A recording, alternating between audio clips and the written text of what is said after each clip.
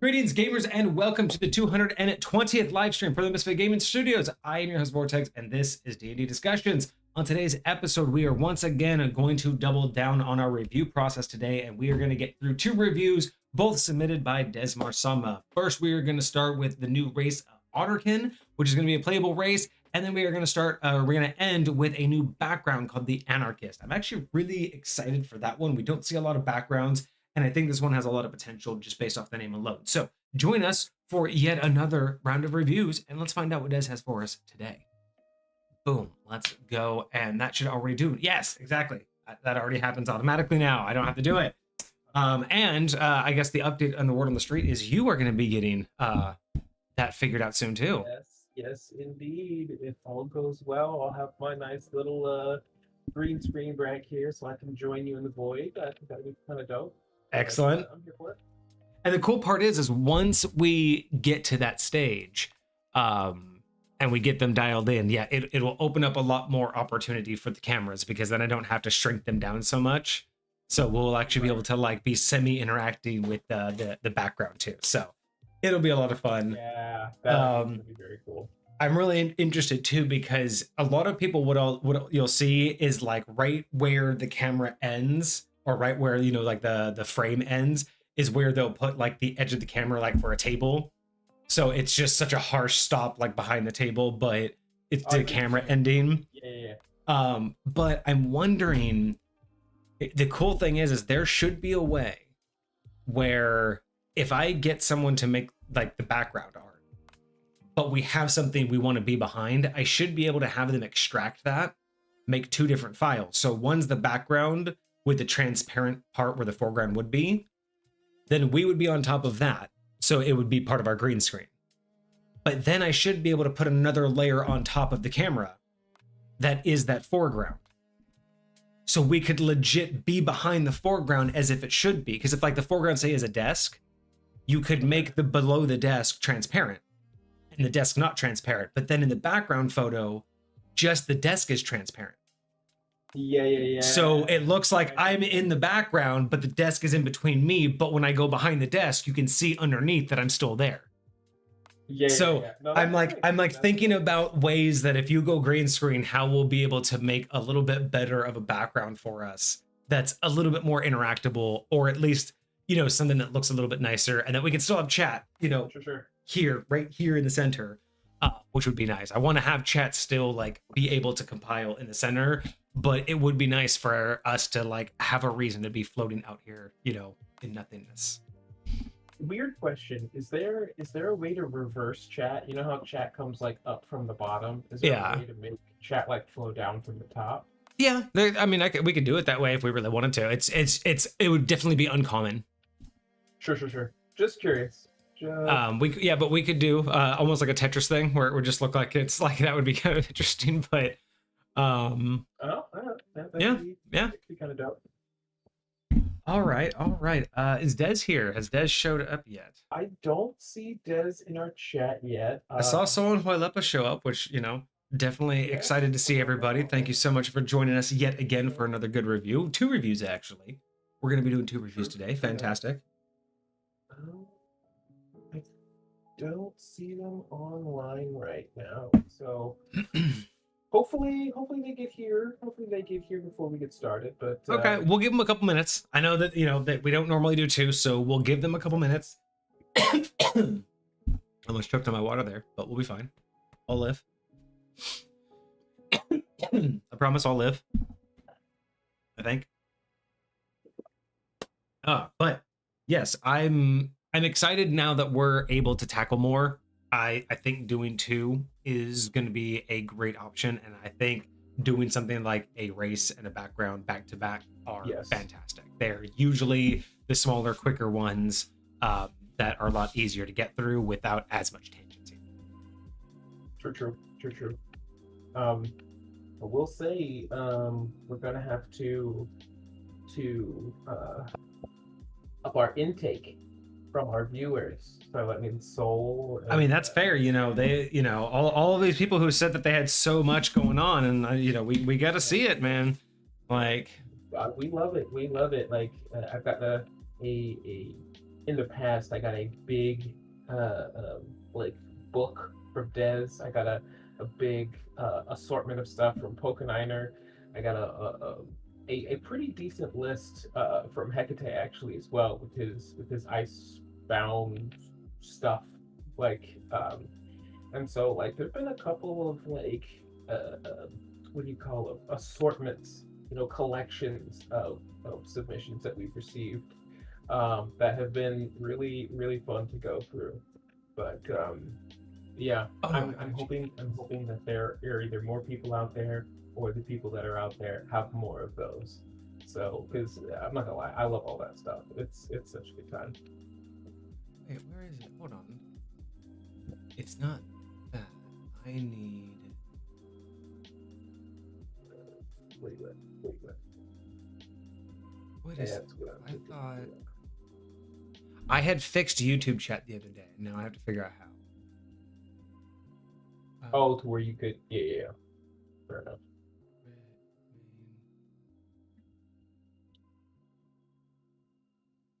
Oh, you know what? Hold on. I gotta make this disappear real quick because I think.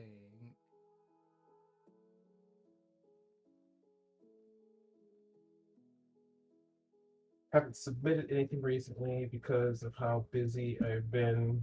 I do plan on making stuff and submitting it though. Okay, we're here for that, Soul. No worries. Trust me, I know the busy life. I am constantly doing something crazy for whatever reason. So, it's fine. No stress. But yeah, we're always here. We're hyped for it. I think we got one or two more from you. No, I don't. I am confused actually because. Okay. Let's go back here. How did I get this to work? Okay, because I did have YouTube chat active. Do I have to change it here now? There was something that I had done. Hang on, I'm gonna make this disappear again. Disappear. Or I feel like Invisible Woman from Marvel Rivals. No, wait, no, it wasn't. Sorry, it wasn't in my scenes. It was a doc that I had done.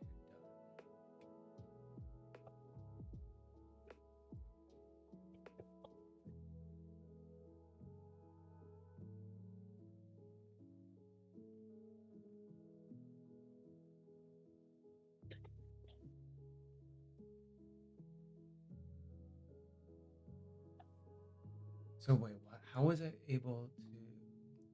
Oh, there it is. Boom. Gotcha. There we go. Now I have it. Okay, that's okay. It's brand new. It's something that I have to update on my end, but now I can get YouTube chat. So yes, we do have YouTube chat from here on out. As long as I remember to update it when we go live, we do actually have proper YouTube chat. Not that we were. Oh, I don't know. It's so strange. We actually do get quite a few views of our live on YouTube. Like whenever I go check the stats randomly on that channel, because it's like I only use it for the VODs, but we get like probably 20 views on every other like stream. Okay, that's not bad. And I'm assuming that might be some people going back that have missed their review, but not 20, 25 people, not 20 times. Sure. Yeah, it's definitely not that much, but I've also gone back and reviewed them, and I will say there are some times where I will just go and find one of our playlists, and I'll just put it on. So that might be you. Maybe all the views are you then. Oh, all of them. It's definitely not all of them. Hey, I'm glad that you listened to them though. That's good. I like that. Hey man, it's good content, man. I enjoy it. All right, well, let me go. We've given Des a few minutes. I'm gonna go refill my water. Once I get back, we'll start up, and Des will just have to catch up. Be right back. All right, sounds like a plan. We'll make it work.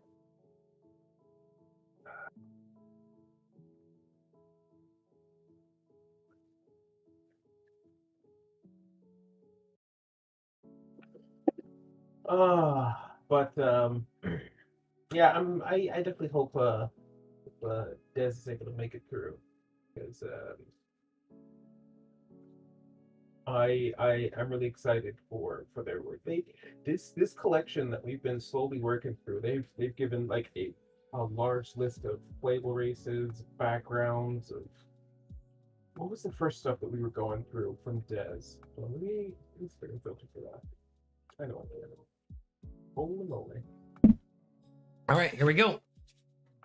I don't see anybody in chat, so let's start up, and Des will just have to catch up when they catch up.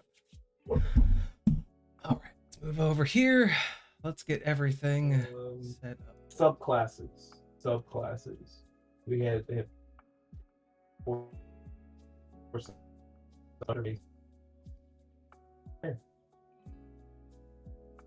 What was that? Sorry. No, I was just I was going over Dez's old submissions and like what they had originally given in their collection that they had sent over. Yeah, I remember back when that seemed like so much. I remember when that seemed like, oh my gosh, we have such a list. Now we're like almost to the point where we have to beg again. We haven't had to ask for submissions in so long. We had 20 of them. You know. Hi, bud. Like, yeah, it was wild. Hi, are you here to beg for cuddles? I need cuddles. Papa. This is what he does. He'll sit here and he'll push on me. Look, there he goes.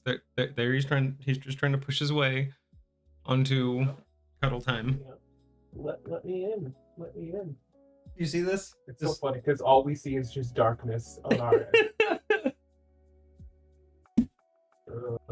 Hi. Here, do I have to... If I turn that off. Where? Hi, bud. Oh, there we go. There's the kitten. Just to get comfortable. Hi. There. Okay. Hold on. So I'm gonna be streaming like this for a few minutes. Cool. I mean, it needs its perch. Yeah, I don't know what his deal is, but sometimes whenever I'm just right in the middle of having to do something important, he just has to get right in my business. Of course. How's my audio? Is it actually coming through pretty good? We can definitely still hear you. Quieter, but definitely still hear you. All right, is that better? Yes. Okay. As long as I can get close enough to the mic for it to actually sound like me. Yeah. Because otherwise I have to get so close I'd have to get off the mic. Hi, what? Hi, would you just get comfortable?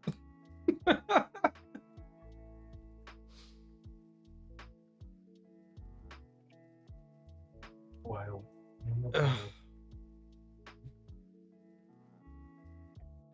We love it. We love it.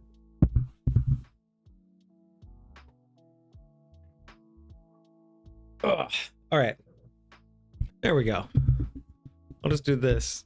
And the cat can hang out over there. Perfection. All right. So, starting today off, we have one of our two submissions. We are starting off with the Otterkin, a new playable race by Desmar Sama. Hi, buddy. Oh, that's so wild. Why are you going this way? You can't lay this way. Listen, wherever Are you leaving? And now you're leaving. I don't know why you were leaving. Hi. Are you just trying to be annoying? Right when we're hi. Yeah. Right when we're about to start. Otterkin, kitty time. It needs to be kittykin, not Otterkin. Can you not throat punch me as you sit down? Are you gonna leave now? So aggressive. That's exactly why.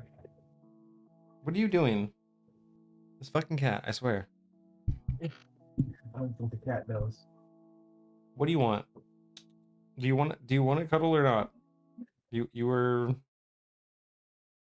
oh. Okay. Just fucking head tackles me. Slaps right in my face.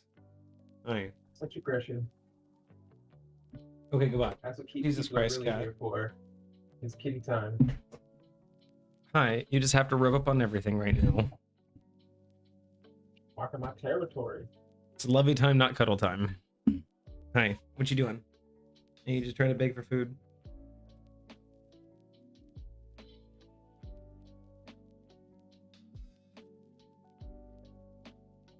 All right. Well, Back to it. what? Can you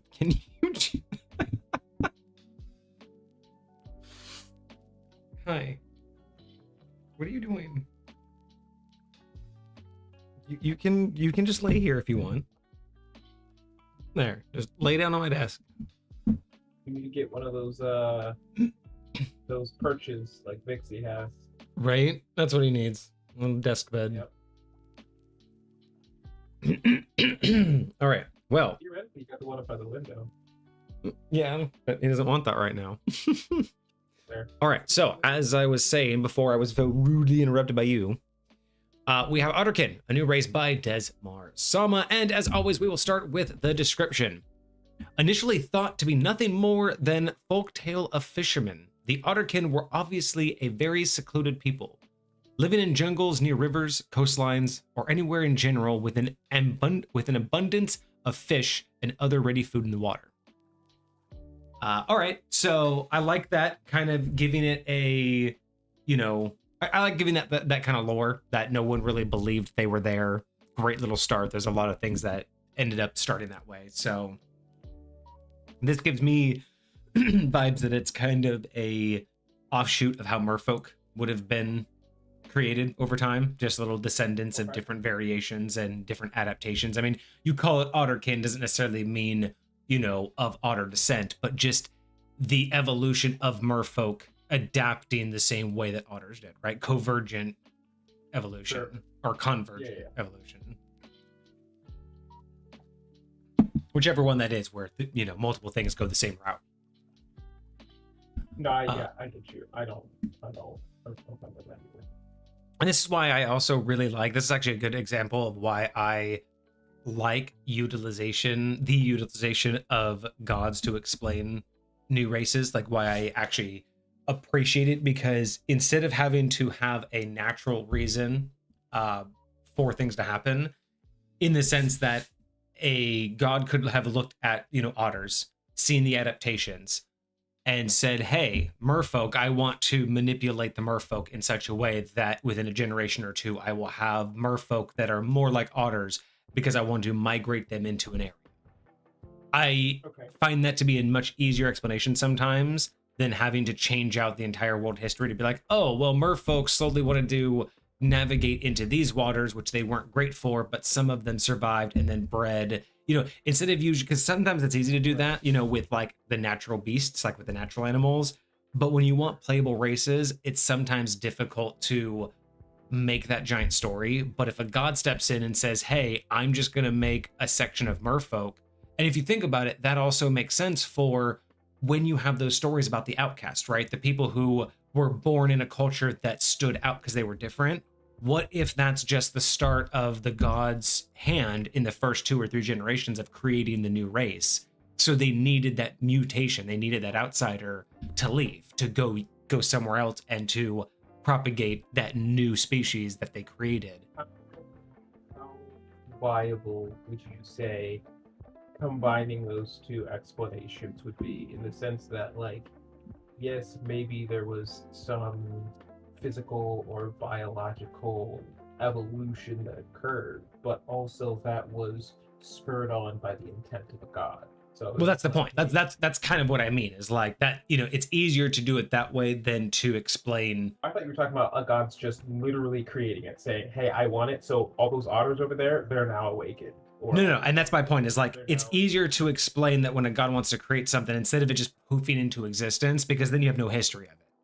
In my opinion, the better way to explain, instead of having to build generations upon generations of evolution, you could say, hey, a god was inspired by the otters, saw the merfolk and said, hey, I'm going to make this few of these guys look a little bit odd. because they have a mutation that's going to make my Otterkin in like say 3 generations or 2 generations. But those kids, you know, so they influence say the living parents. They have these weird kids. The kids have weirder kids that get ostracized, and then those kids eventually have the full-on Otterkin race. So in human years, like, you know, we're talking maybe less than 100 years, which could easily be the blink of an eye for a god. So instead of it just poofing into existence and disrupting things, I prefer utilizing gods that, like in my realm, you know, when especially when new gods, like if you were to get Dov to become a god, you'd be able to create a race, right? You'd be able to say, I want this to exist. But instead of you, so who is brand new as a god, but also as a player who wants to create something that I've never had, instead of having to do the painstaking part about, well, when in history should this have started? We can say it started more recently, like it had to have started after you, but the story doesn't have to start with they just suddenly appeared. The story would be you wanted to, let's say you wanted to create a new type of animal that was a hybrid of a few things. We would eventually be able to just say that within a couple generations, again, for you, it's instantaneous. It now exists. But in the lore of it, it would be that since your inception, these things have been happening in order to produce it on a quicker scale than, you know, thousands of years. Are you saying that like gods have the power to like have some of these things to a certain extent, not to an entire extent, to have them retroactively happen, so that at that moment that they desire its inception, that there is history for it, and so it was just kind of happening in the background? No, that I don't let gods do retroactive things. It's just more of because your existence isn't on a perceivable level.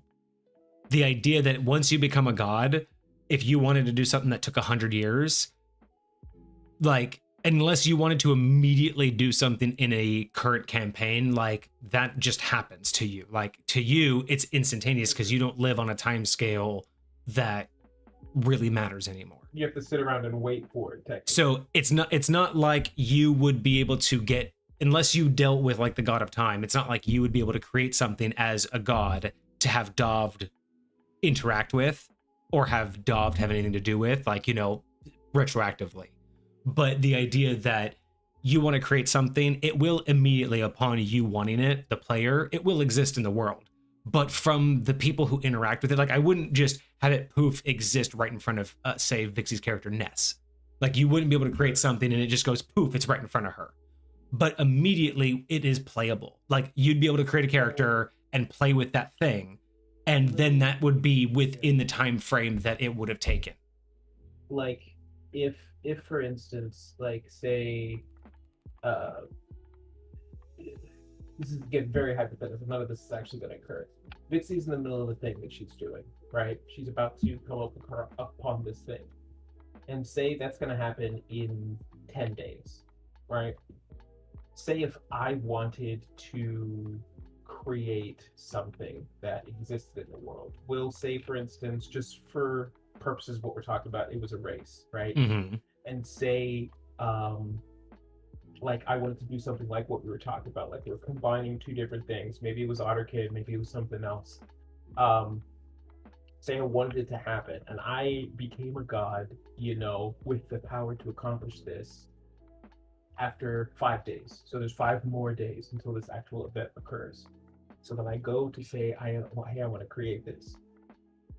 The way I envision it is it's like nobody was like actually physically interacting with the retroactive pieces. So like you're saying, nothing's gonna like appear in front of Ness or appear in front of Dob, and they're just gonna magically have something available to them. But like somewhere in the world at some point there was something happening like in the background, like these otters were interacting with a tribe of people or so you're talking about like metadata wise or like metagaming wise, it was already happening. So no, that's not how I allow gods to operate, because that would basically break a lot of things, because that would essentially mean that all time is flowing towards those inevitabilities, which would break a lot of causalities and just a lot of like integrations into how time works.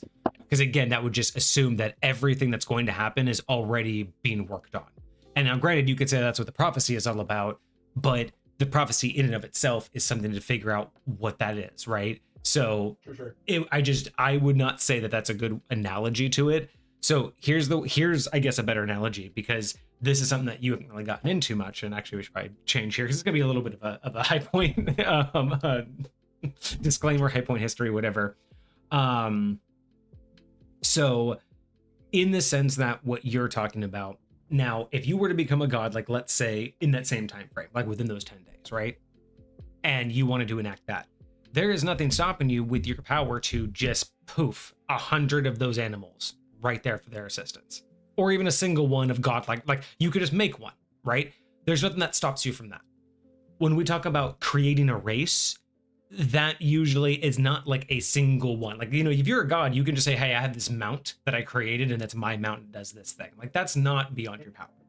But to have something that is like a race integrated into the system, integrated into how everything works, that's where playing gods changes the game. You don't just say, hey, this thing now exists. You play the god saying, like, I want an Otterkin to exist in High Point. That's where High Point itself will have it be created by your power, right? If you want to just instantly create something, you can, but while there aren't limitations on your like power, like you'd be able to do it, that is going to disrupt things, right? You can't just suddenly create 10,000 of something and expect the environment and the world to evolve it. Plus, it's also a power thing. If you want to summon that much, not only would it take a lot of your power, but if it's permanent, if you want to summon it permanently, that takes a much more bigger power draw. Whereas if you want to instigate the creation of it on a scale that is nothing to you, that wouldn't cost you as much. So that's where we haven't really talked about how playing gods work. If I wanted to create, say I didn't want to create an entire race of people, but I did want to create a singular person that was a brand new race. So, hey, this one person, this is the only Otterkin that has ever existed. And it's because I created him right now today by snapping my fingers and saying, yeah, that's within your power to create just like that. Is just if you just wanted to say this is something brand new, individual, permanent person. Like it would obviously take more than it would if it were temporary, but that's still within the realm of possibility. Yes, you know, again, you would be able, just like you could create a tree, you could create a house, you could just go poof, there it is. It won't be anything more than anything else you create. Like you could make it sentient, you have the power to do that, but that's not the same as it is now a living, breathing part of High Point. It is still part of you. It is still just a object of your existence. It would necessarily have like its own soul that could correct then like be tied to another god. Correct. It would not hold the same weight as a standard soul, because it is of you. It is still it is an aspect of your power. It's just like if you were to create a magic wand that you wanted to carry around, or a staff, or a chair. You can make a sentient chair just to have in the mortal world, but that chair is nothing more than a representation of a piece of your power. So true souls are different than NPC souls, but NPC souls are still souls that can be tied to gods, right? With this whole ecosystem with yes, the world outside of the PCs that exist. So with that, the majority of what exists in High Point has come from I almost call them Vortex, Zenith. Has come from Zenith in one shape or form or another, but it's only when entities create that life independently from Zenith that it becomes a soul that can be tied. Is that what we're saying? Does that question make sense? Yeah, and that's a good way of mentioning it. Basically, when it comes down to that, yes, anything that is a creation of High Point itself, right? So if two creatures create two different entities, right? So you have two gods, they each create an entity, and then those entities mate, and then that bores a third entity. That third entity will be of some better value as a unique entity to the gods, but it's only once removed, right? So think about it like a bloodline. The more that bloodline or that more that power gets diluted, the less it's of those creatures or those gods, and therefore the more it is of itself and of High Point. So it takes a couple degradations. That's why demigods aren't as powerful as their parents. That's why you have layers of gods and different types of gods based on how they mate and how they structure power, because it always has to become dilution. The more diluted it is, the more it's actually of value to somebody else. So, And back through, right? Like Zenith has to have such a distance for them to be valuable as souls. If I'm understanding this correctly, if I create something directly and then we'll say reabsorb it, the only thing I get back is whatever I put into it. Yeah. Right? A 1-to-1 ratio. Correct. As soon as I dilute it once, right? Create two entities, they create a third entity that never existed before. It's once removed, once diluted. If I absorb that, I am getting, because I can still theoretically reabsorb the first two and get my 1-for-1 ratio. Now when I take the third in, is it another whole, or is it like a percentage, a smaller percentage of each of the wholes? It's the smaller percentage of each of the wholes, and again, the further diluted away from you, the more you like. Again, so in that particular case, if it's only like if it's entities that you created something, it's not as easy directly from you. So it's not like you can just be like, oh, I'm just gonna blink you out of existence because you are me. Like that's enough of a dilution that there is a separation from it being you, but it is still at that point a diluted version of already a diluted version of you. Now, if that thing continued, and when we talk about dilution, we talk about, more than a few times, right? Because you have to basically get out of it. If we're talking about like gods, you have to breed out the godhood. You can't have demigods, because demigods from gods, and then, you know what I mean? Like there's a point at which it's still god power. So it's all circulating. Once the gods go to lesser gods, go to demigods, once you breed all of the godhood out and you're now breeding mortals, then they start becoming High Point souls. Because you've diluted the godhood power to the point to where it's a unique representation, but it is still a unique sliver of it, and it no longer is directly related to the god's power. Does that make more sense to a certain extent, but kind of going back to the original scenario. So God A creates two entities. They may have offspring. That offspring would give less to that original God than a brand new soul would. Yes. But if that soul, for whatever reason, got sent to a different God other than the one that originally created their parents, would it be fully valuable, or would it still be of a diluted value because it's so close to a godhood, even though it wasn't their godhood? And this is where you get into the fun habits of gods, because it is valuable on a different extent. Now, everything's for trade and for barter. So if you were to say take a third or fourth level, offspring of a god that is still reminiscent of the god's power, and you got it, guess what you have?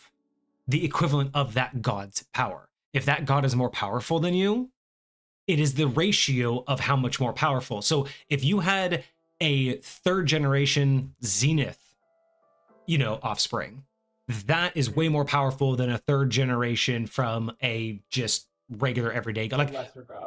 Like a third generation from, Adovd, if he ever became a god, his third generation would not be nearly as powerful, right? So if Dovd became a god and then took Zenith's third generation, offspring and absorbed that power, you would probably go up in a stature. Not necessarily a full status rank, but you would gain enough to rival your peers. Like, it's not massive amounts of power, but you were basically absorbing a creature and an entity way above your stature. I know we've talked about it in the past, but Dax becoming a god. Is he, because he ascended, right? And so I don't know how long it takes you to like grow or wane in power, but because of what he became the god of, does he, like, like I don't necessarily know if you consider that like filling a vacuum or filling a void that never existed before, or if he was just taking a portion of of another god's domain, like say the god of overall music or whatever the case may be. Like, is him ascending into that section of godhood? Is he now in the lowest tier because he just got there, or does he have some element of status because of where he went? So similar to the way that it would work like in like the Fae community, yes, the status also does come with the mantle that you receive. So being able to jump to such a high stature is, case in point, a show of his strength. The fact that this mortal was able to take on such a demanding stature out the gate and not be consumed by it is basically like showing that, hey, I earned this. I own it enough because I survived taking it. But on top of that, I've proven that I've earned it, right? Because you can't just take those kind of things. But so it's a little bit of both, because what ended up happening in that particular case, if you want more detail, is that some mantles are like sectioned off, right? A god will be like, hey, you want to work for me? You want to take off some of my, duties and be, a god of, something in my sphere? Sure, here you can go. And that's kind of what happened after the fact. But what can also happen is, let's say you have like the god of music. Well, when a certain subsect or a certain area that they normally would control becomes so concentrated, it becomes much more daunting on them to deal with, right? You have basically a secondary religion that's not yours, that you have to now deal with and maintain and put separate energy to. So that's why it's best when you get people who want to work for you, because at some point, if the demand is high enough, it's not that that mantle wants to become equal to you, but it does want to separate. Mantles can eventually become their own power vacuum. So you take someone like Dax, where you have the god of music, but the aspect of the god of rap became provably so powerful that that vacuum began to be created because it was proof. Like, same thing how mantles exist, right? They are embodiments of things. So because the side of utilizing rhyme and rhythm in High Point is so important, it wasn't just music that mattered, but the aspect of utilizing quick, fast, and rhyming lyrics, again, because of the influence of the Apprentice Adept series, right? All of that combines into why that really became a power vacuum. And while the god of music could easily have held it, and I think we've talked about this before about when Dax met the god of music, and there was a little show off of, it's not that, I couldn't handle it, it's that I respect that you want to take this on and I'm giving it to you, which is, again, is why, in a way, yes, it was a pass on in a respectful thing, but it was also that needed to be filled, and he was the only one to fill it. So he took it, but that does elevate him beyond other gods. Like, he automatically, without having to go through the ranks, automatically got put at higher stance. I mean, if you think about it, he's basically number 2 to the god of music at this point. There is no other, I mean, he basically rivals the god of music closely, and only by, like, they're basically equals, except the god of music just holds more power because of the mantle. Like, but at the stage of, like, comparison, the way High Point works, they're near equals. So Dax is basically now elevated above most others. So what makes a mantle grow to the point where it's almost its own thing, like you were talking about, trying to separate from the original one? Like, what causes a mantle like that to grow? Is it individualized importance and impact? Say that again. Individualized importance and impact. So you could say, like, let's say if Olo decides to, become a god, right? Mm-hmm. You have a plethora of things that you could be the god of, especially musically wise, right? You could be the god of the lyre, you could be the god of melody. There's a bunch of things under the god of music that you could take off his hands. Some things he doesn't care about, some things he actually is happy to, and other things he may not want to give up, right? There's some influence involved that they may want. But again, in the case of the other one, where this became a weight because of its provable impact, because of the way that Dax and others were starting to manipulate the use of what they understood about High Point. Once they understood the anomaly, once they understood what's going on with Blue, and once they understand what's going on with the Apprentice Adept series, that's why it's a big deal. Like when you learn that Dax went there, that's a big deal. Because by going there and understanding that magic, and then coming back to High Point with that understanding, the logical next step is rap. Because knowing that High Point is based around music because of the anomaly, and knowing that the anomaly's highest form of magic is rhyme, coming back and making the two, combining the two, is what made him worthy of that, right? So he understood something that was fundamental to High Point, but it wasn't until it started becoming real.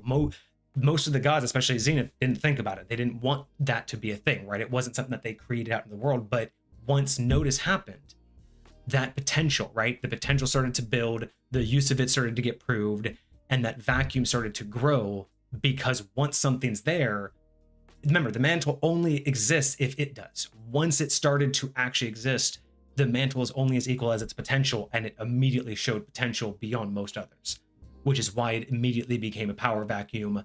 But it had a high demand. It wasn't something that anybody could simply control, which is why the god of music had no interest in finding someone to take it on, which is why he waited for someone to basically take it. Essentially, he knew that this mantle would find its owner, and that's what he was waiting for. Is someone, once it's god tier level gaming, because you start to have these influences and you start to understand, hey, either this thing is going to get on my nerves and I want to get rid of it, or no, this is really important and I want to hoard the influence here. Or you're like the god of music and you're like, oh, specifically how it works and where it goes and things of that nature. Yeah. Or you get to a point where you're like, I don't want to hold on to this, but I'm not going to let anybody have it. I'm in control of who gets this. And again, it's one of those things where he could have stopped Dax from doing it, but he gave the mantle a choice. He said, he basically said the mantle will choose, and he didn't stop it. Could he have? Sure. Technically.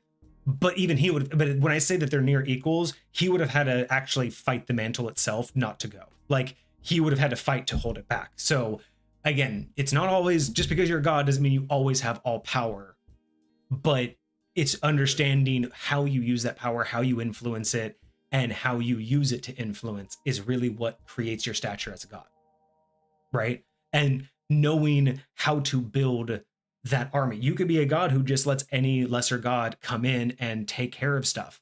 But if they don't do it in the right way in your vision, your overall influence and power and understanding will diminish because you don't have the same control as other people.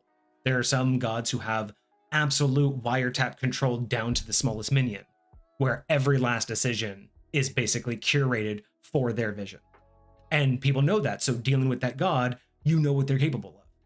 And other lax gods, it's like, hey, I know you're powerful, you yourself, but like, you don't do anything with that power. So I'm not as interested in dealing with you or using you because, I'm not even sure what you would be willing to, work on.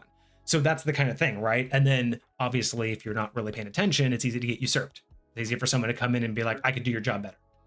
So being a god, again, like I always said, it's always a different level of gameplay because it's a lot more about controlling the atmosphere and controlling your interactions with other gods and controlling, how your influence works in order to not only guide gameplay for other people, but in order to guide just how High Point responds to you and what you could do with that. Okay.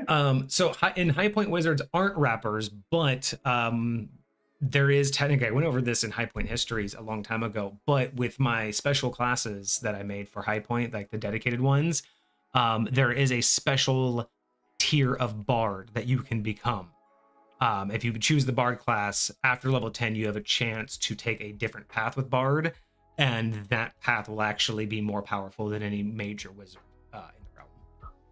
There are a couple of games out there where it's like you choose a specific class, and then like part of the way through your upgrades, your class upgrades. So like if you chose thief to start with, you could then upgrade to like assassin or like some other path or up some other route or whatever. Yeah, that's kind of what it feels like. It's like you start off as like a regular bard, and you could move off to be like a musician or a rapper. You can move Do on. you remember when we went over the history of a couple classes? Remember the history of prestige classes?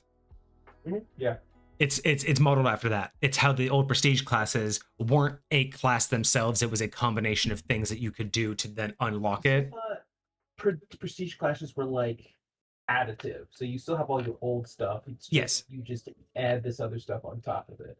Yeah, but and so that's the thing is after level 10 in Bard, you have a chance to do things that will take you down that path to be that level of Bard. Because you could just be the standard Bard all the way through level 20, but not every Bard gets the chance to be that. So Okay. Very interesting. but yeah, so good questions. Nice little tangent.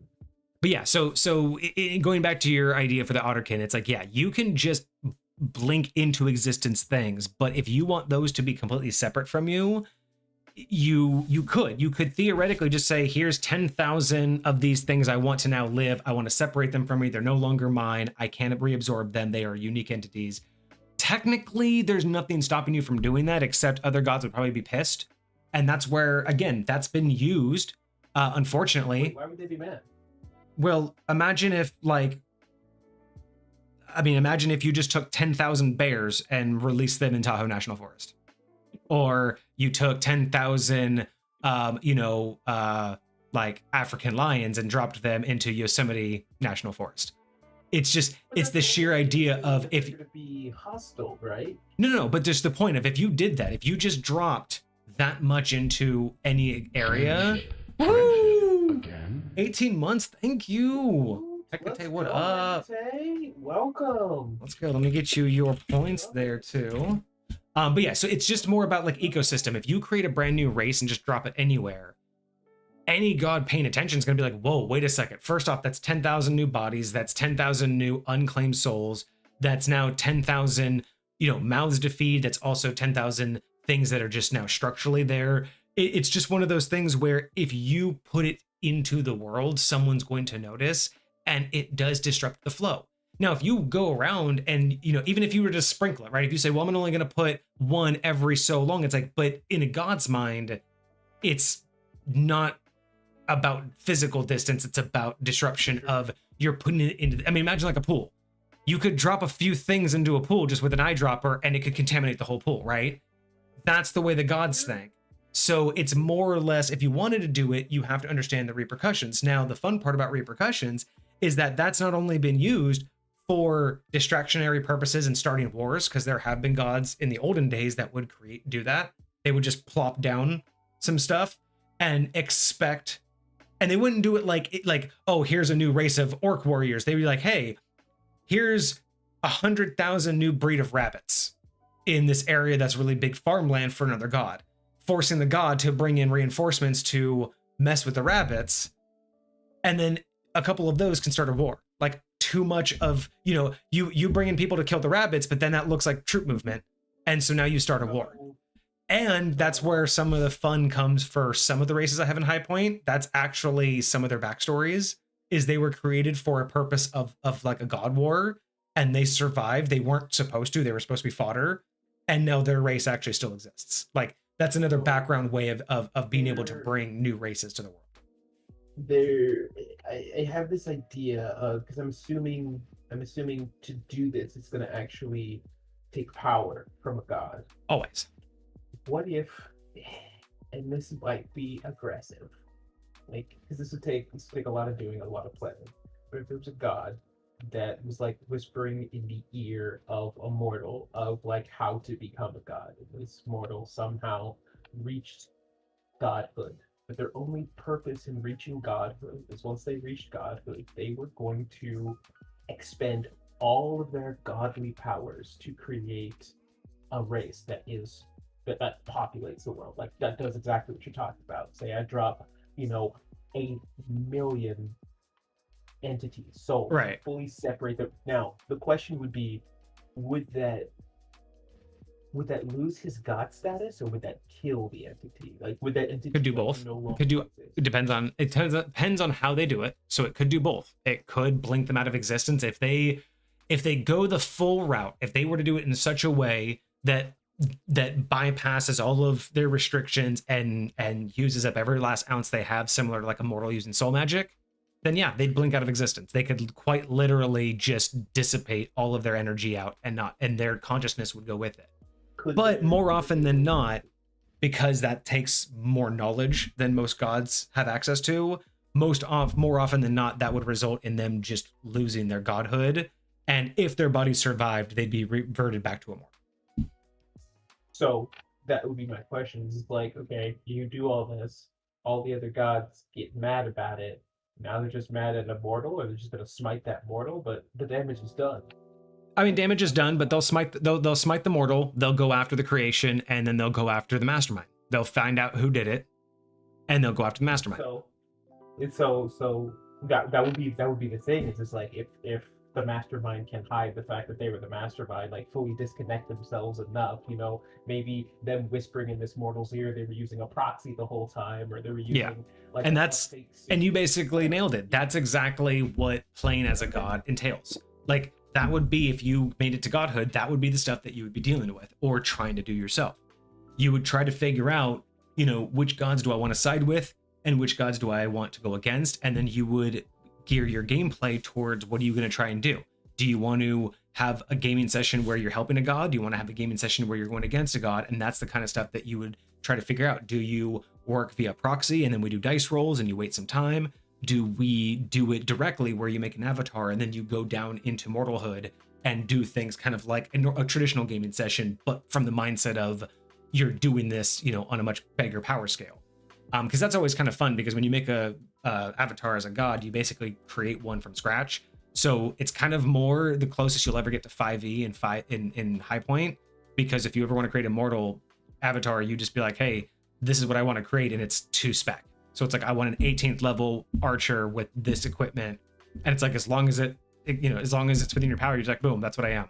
And that's what you'll play as. It's not like you get everything all at once. Like, you don't just be like, I'm just a living embodiment of my power. You can do that, but that's if you do that, if you're just an embodiment of your power, that's direct interference. That's basically you showing up. But if you create an avatar that is locked to the specs that you make, that's different. Like, you're an avatar that's immortal, and there's a little bit rules that you can bend. You can't break them. You still can't directly interference, but tell that it's an avatar and not a soul. Usually, equal or higher can. Equal or higher can always tell an avatar. Most lowers know that it's not a human or not a mortal, but they don't know what it is. It could be, because it's essentially, it could look to them like an immortal, or it could be an angel. They know that it's not a direct mortal, but sure, if they're equal or higher, then yeah, they can tell immediately. Your best bet is to try and hide it from their view, because if they see it, they can probably figure it out. Right, which is just kind of part of the whole non-interference, but most gods aren't looking directly at mortals. Like, if you're dealing with the god in your avatar form and you go face to face with another god, you might as well just shred the avatar and just show up at that point. You know what I mean? It's like you're probably fucked up at that point.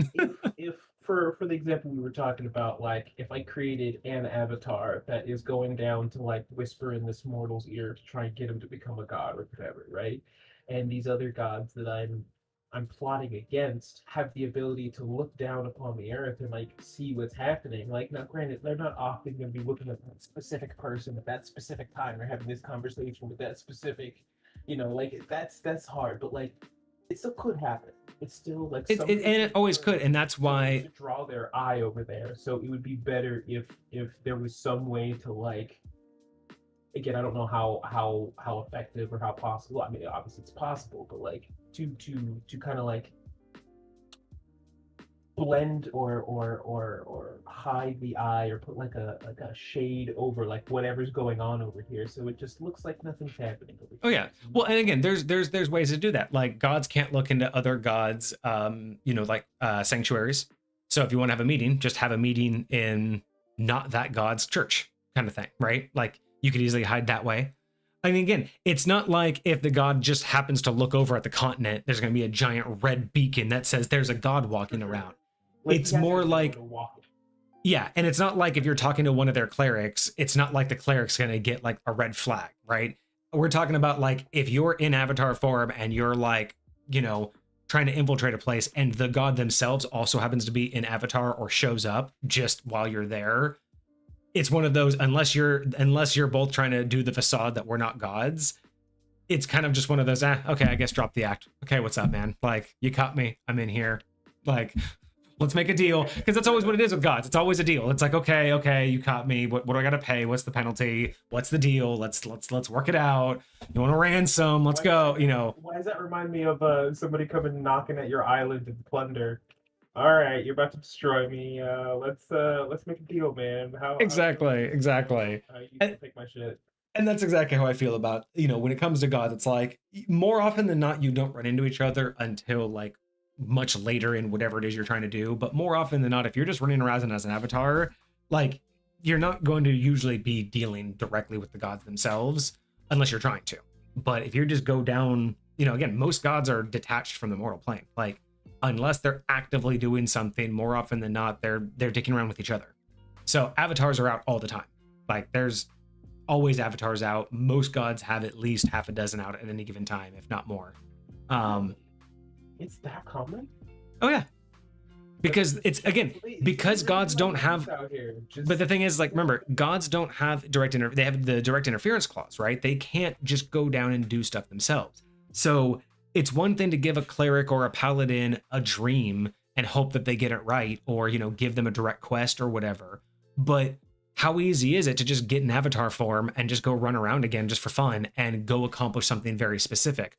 Or use your avatar to get multiple people to do different things, right? So you're going from point A to point B, and along the way, you're getting this cleric to set up a new church, you're getting that paladin to go raid this farm over there. Like, you and your avatar form are getting shit done that your god form can't. In avatar form, you can also just make a cleric. And imagine taking a cleric and having a temple built around that cleric that can just sit here and have the highest, you can make a 20th level cleric that has like rejuvenation and heal and revive, right? And you just build yourself in the middle of nowhere where there are no other gods. You start setting yourself up a temple, a monastery where people come and bring the worst of the worst and you heal them, right? In your avatar form, long enough to train a cleric until he can take over, and then you bounce. Then your avatar goes and does it again. Because it's hard enough to get a human cleric to do that in a lifetime, but you make an avatar that can live for 300 years, that avatar can be a legend in a monastery for decades, for eons, and then just bounce when his job's done. And it's interesting because it's like, how often do those avatars actually get attributed to the gods that they are, or do they just go down in legend as some famous person? Like, how many famous people have you heard about that are just god avatars that aren't really good or great individuals? No, it's just a god avatar. You didn't know it, but it's not. And exactly, and that's the thing is, unless the god has the purpose of being attributed to the god, again, gods work in mysterious ways. Sometimes they just, here's again, they work in really crazy, mysterious things. You can have an avatar that did exactly that, just got famous and popular with no religious ties, no direct link to the god themselves, and just really was like known to be the greatest arena fighter, just amazing, the best arena fighter, traveled the continent, fought everywhere, was undefeated, right? Again, cool dude, nothing really spectacular, just a fighter that was undefeated for a couple years. Maybe there was like a couple of decades where it was rumored that maybe he doesn't die because his son also came out to be a fighter and was also just as good in a different part of the country. So you could make all of that the same avatar. Has nothing to do with religion, but why? Well, what if that was the avatar of war? And he just wants to promote violence. So now the entire continent is bloodthirsty. They literally look at blood and gore as a pastime. And now he has the entire continent ready to tilt against an enemy that are bloodthirsty. Has nothing to do with his religion, but it has everything to do with his religion, right? He doesn't need to convert you. He just needs to get in your head that and the best part about that is that avatar isn't doing anything, right? They're not converting people. They're not doing anything that's direct interference. But if you go to an area that has more passive, neutral, or good gods, and you make their people naturally bloodthirsty, not only do you weaken them as followers because they don't follow the the tenets, right? You can actually weaken those followers like value, but you also, even though I'm not getting you to believe in me, I'm getting them to be war hungry and bloodthirsty. So when we do go to war and I do send your country to war and they volunteer, they serve my purpose, not yours. Even if they don't know it, I'm still feeding off of it.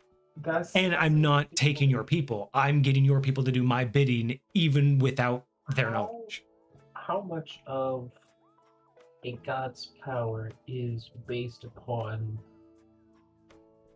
specifically people saying, I will worship you, I will follow you, versus people that exist in the world upholding the things that they stand for? Right? That is a fantastic question. That is his own list of priorities, right? Yes, that is an amazing question, because that is the exact thing that comes down to how choosing your sphere of influence works and why it matters so much. Because they are multiple parts, kind of like the 3-leg problem, right? You have to have at least, you have to have all 3 legs for the chair to work properly, right? Think of those as 2 different legs.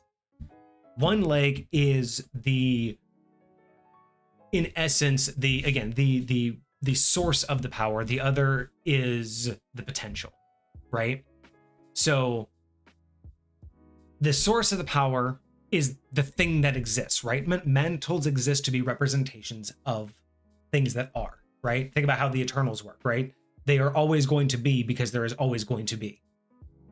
So mantles have on godhood. Similarly, you have a sphere of influence, and that sphere of influence directly relates to your power ability, right? Like how much influence you have in the entirety of High Point. That's why we call it spheres of influence. It's more like layers. It's more like, like layers of influence, but whatever. So you choose an influence that has good potential, but also already a good hold, right? And I mean, think about Zenith. He took the god of personal growth. Anything that ever gets better at anything it does feeds into that. So things wanting to be gods and become powerful gods feeds into that. People wanting to become better farmers. People just wanting to become a better person, a better speaker. Anybody learning the language. Anything that makes you better directly feeds into that, which is basically everything in life. Zenith chose properly because the one thing in life is that it gets better. So his antithesis is lethargy, is apathy, is it's either stallness or reverting back, like degrading or stillness would be his antithesis. But his whole point is life itself. He knows that life grows. So the moment he makes anything, it gets better at doing what it does. That's the whole point of life, right? Think about bacteria and cells up to animals. Everything lives to get better. So he knew what he was doing, because feeding off of the thing that is ingrained in life itself, as long as life is, he is his thing. For sure. And no matter how diluted that gets, it still is all within his sphere. So in one sense, there's that, right? There's his sphere, the pool that you have and the influence that you have. But the individuals that say, I'm going to dedicate to you, right? They have multiple things that comes with. Regular followers, like people who just say, hey, I know of Zenith. Yeah, I like his teachings. That's a cool guy. Like, that's a follower, right? He's going to do the right thing. It's not really dedicated to you. That's slightly better because he's putting emphasis on your focus, on your influence, right? So you have fear of influence. A follower of multiple gods, right? Of course. Anybody can follow whoever they want. If you know of a god and what their teachings are, you can follow their teachings, right?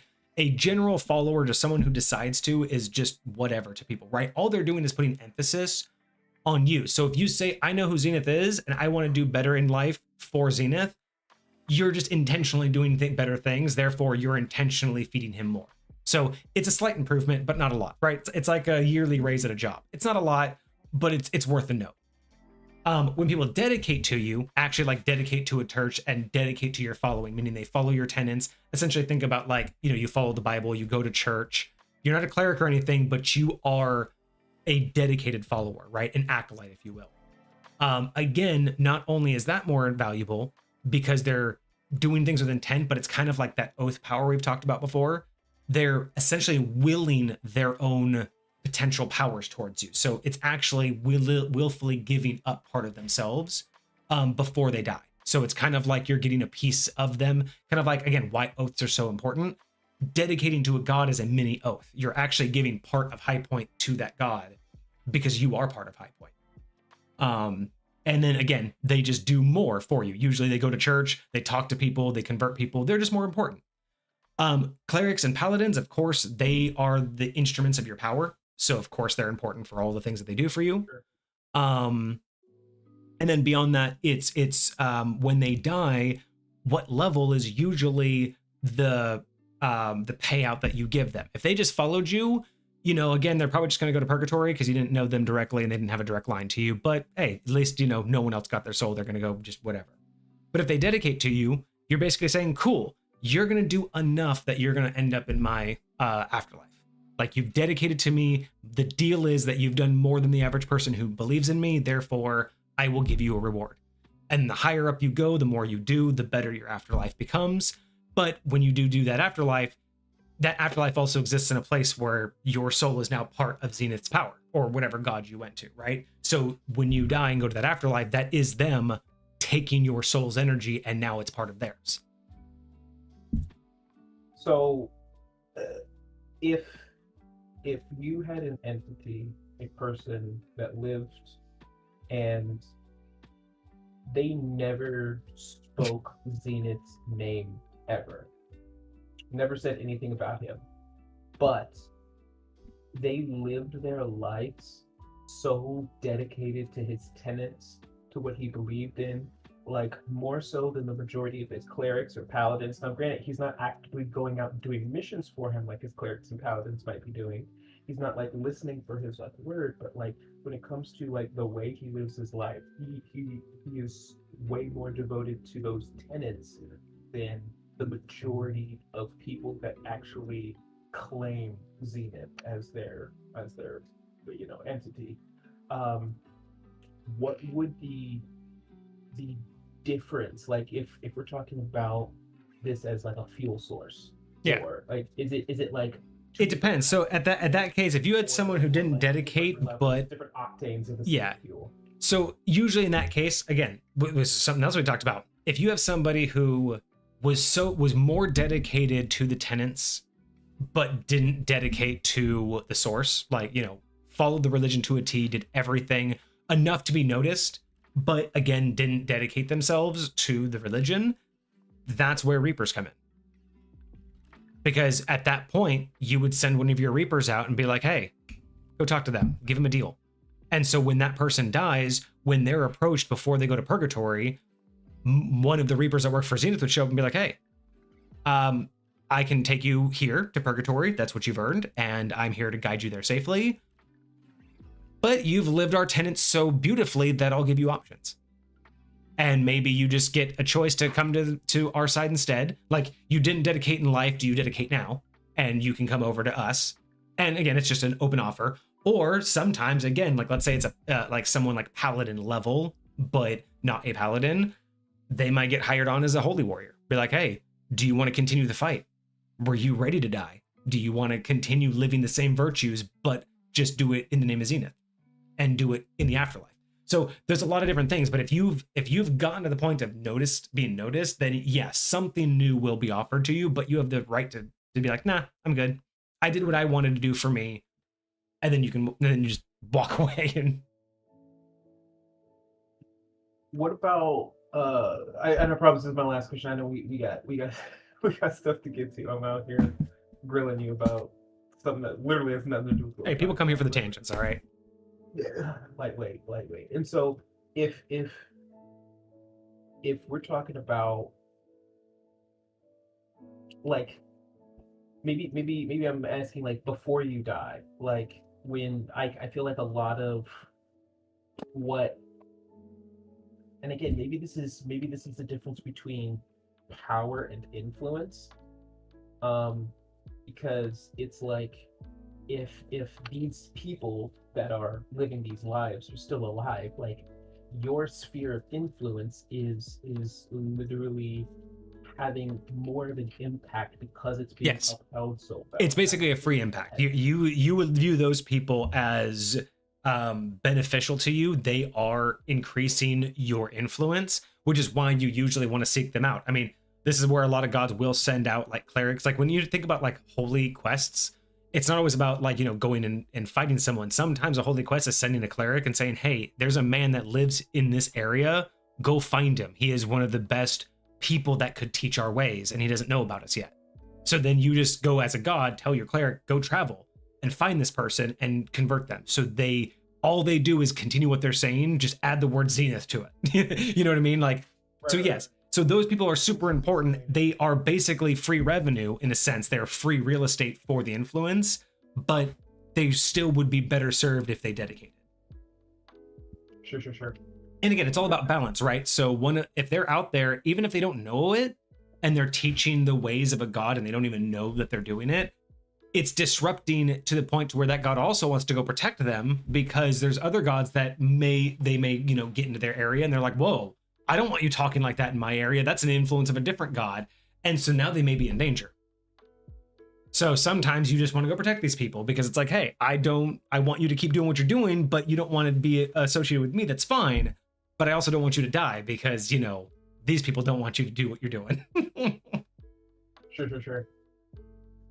So yeah, it's those are all great questions, but they all basically lead into the same answer, which is those are the questions that you get to explore when you become a god. Those are all the things that I don't just do in the background. Those are all the things that I have planned for when someone becomes a god. Those are the interactions you have, not just talking with other gods, but literally changing the way people interact in the mortal world, changing the way that whole towns can operate or think, just because you need to accomplish something, right? Things aren't accomplished on the conversation level in the same way in regular D&D. You don't just be like, oh, I need this done, let me go send a cleric to talk to the king, we're all said and done. You're thinking more of I send this cleric to talk to that king, I send this person to go over here, I make this person go over here and try to prevent that. And then when all of that clears, then I'll have the one person ready to go talk to. And if that doesn't work, I'll go to plan B. And it's like, it's chess versus an FPS or something like that. Yeah.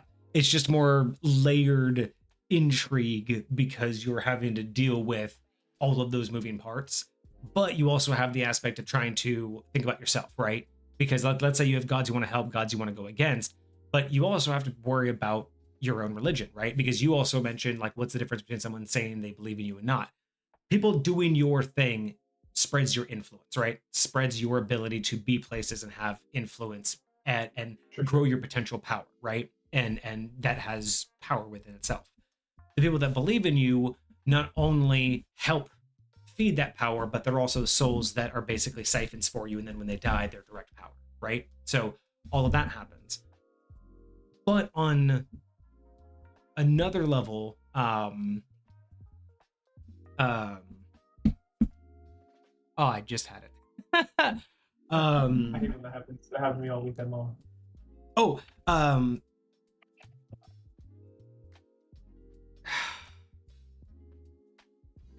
because you were talking about how whether or not people believe in you versus just do what you say. Yeah. And I think I was asking if the articulation difference between that is again, is it two different types of fuel, or is it different layers of octane? Is it like two different like power sources? Is influence one thing? Is power another thing? It's like, if I'm going head to head with another god, does my influence give me any strength? Yes. Is that just the amount of power that I have to face the thing? And that only comes from the number of souls that I have. It is a constant battle between them, in terms that your influence does give you some weight. And all right, take it easy, hold up. So your influence gives you a little bit of weight, but it gives you mostly potential and reach. So think about that. It's potential and reach. But it is also it is directly tied with how much direct power you have, but that also then relates to your belief system. So gods have to have a belief system. They can't just have a sphere of influence. You can't survive just because things are. You're not an eternal, right? Eternals exist because the things that they are exist. They don't need people to believe in it. They just need the things to be. At this stage, when you become a god, you need people to believe in you. Like you need people to believe in an entity that you are going to represent. Not just like, let's say if you're the god of fall or the god of autumn, you don't just need people to believe that the trees will turn color and the leaves will fall. You need them to believe that there is a god in control of that mechanism. And without that belief, and without that people saying, I want this to happen, I want you to have that power, that dedication, you will fade from existence. Even though the thing you control won't stop, right? Because there's always a god that will take control of the process. But for you to strive and actually have true power, you need those belief systems. The belief systems are directly what feeds your power and fill the reservoir that is your influence, right? And the influence, again, gives you the ability of how many hoses you can turn on to fill up that reservoir, right? Every person that believes in you is a hose. Now, people who just believe in you and just know of you are nothing, right? They're maybe like, you could consider them a drip. People who are like, hey, I know what you do. That's pretty cool. Like, I kind of follow that. You know, they're like the faucet's barely turned on, but there's like a steady flow. And then everything up from there. A dedicated followers, like, you know, the tap's been fully open. So clerics and paladins are like, what's up? So the people that do the things but don't believe, there's no flow there. There's no faucet for them to turn on. It's yes, you're helping. They're a closed faucet because it's imagine like they're a closed faucet, or they're the underground piping, right? It's there, but they aren't the faucet. You need a faucet, but you know that the potential is there because they're doing the thing, right? So that's the more of like the idea is every person's like a junction spot, and the more they believe, the more comes out of that junction spot. But if they don't believe in you, but they're just doing the things, you have a tap there, but there's no faucet to go on that tap, right? There's no opening, but you have an ability to install one. So it's like, you can't just suddenly decide, I want to be, you can't have a sphere of influence. And we even say sphere of influence, we mean that like on the mortal plane. Like, if you don't have any of your influence in a certain area, you can't like even look over there. Like, you can't even just put your presence over there. You have to have some sort of influence of your belief system in there. So that's why I mean, but it's like a reach, right? Your belief system has to have a reach there to an extent for you to utilize your power. That's why it's the sphere of influence is much more encompassing in terms of how far your understanding is. Place Zenith doesn't really have a reach is placed where there aren't people. No, because he still has nature doing its best to do what things do. So even planets, again, their whole purpose is to be more spherical, so gravity's doing its thing. So technically it's weak, it's very weak, but it is technically, personal growth is quite literally everything trying to be in its perfect form. That really isn't personal growth required a person, but not necessarily. Again, being a god gets a little bit fucky. And essentially that's also an easy way for me to say why Zenith can never fade away, is because even with nothing, he still just has to create something that just has to manifest. And again, even High Point is constantly trying to do something. So, but yeah, anyway, we have a review to do. It's been over an hour. Yeah, we do. Let's get to this review. Let's get back to the review. Description. We got through the description. All right. Well, let's get back to the Otterkin after that description, and let's get to the ability scores. All right, so you get to choose either 2 +2 +1 or 3 different +1s, very standard. Your size is considered small. I do like that. We always appreciate when something's a little bit off from the norm, so size small makes a lot of sense. You are a humanoid type creature. You have a speed of 25 and a swim of 45. I absolutely love that. I always talk about how this is the way I want to see the spread. This is something that is a perfect. You take a little bit away from the walk, but monstrously better at swimming. Love it. I have a question for you on this. I've been hearing a lot about this, and so when it talks about creature types, I feel like humanoid should be additive and not its own type, right? Like, Specifically, humanoid is something that you add on top of another creature type. Right? Interesting. So you can be a a construct, but you could be a humanoid construct. You can be a beast, but you can be a humanoid beast. You can be a X, but a humanoid X. Yeah, Right? I thought that that's exactly. I think that's how it is supposed to be. Just it's not So officially like documented, but I want to say that's how it's supposed to be. traditionally, humanoid is its own type. Like when you're looking in like the monster manuals, or when you're looking through like creature descriptions and stuff like that, you'll see either humanoid or a creature type up there, right? And like it's rarely when you have both. There are some Yeah. Well, points and where because I've always assumed that edition. humanoid is just bipedal with the frame of a human, right? Like just same frame, not just bipedal, because anything can just stand on two legs. But the difference between like bipedal, knees, So shoulders, according elbows, to that's what fifth I always edition, assume a is zombie is humanoid. not humanoid. According to fifth edition, a zombie is not humanoid. So what the fuck does humanoid mean then? Humanoid is specifically talking about, for instance, something you could cast hold person on, right? A zombie See, this is an okay. undead. Maybe this is one of my other problems with fifth edition and why I have issues with these things is because like these things are destroying the reason why there's words, right? Like saying a zombie isn't humanoid and humanoids are things that can cast hold person. It's like it's almost just like you're diluting the purpose of what these things actually are for the sake of a mechanic. I get what people are trying to do, but like they need to adjust the verbiage so it makes more sense. Because if I say hold person and I want to cast hold person on a zombie or a skeleton or something else that's humanoid, I feel like that's legitimate. But no, you need a hold monster for that. Yeah. Right? Well, and again, that just that's so weird that if they do the same thing, why do I need two different spells? Like, what's the purpose of splitting them up?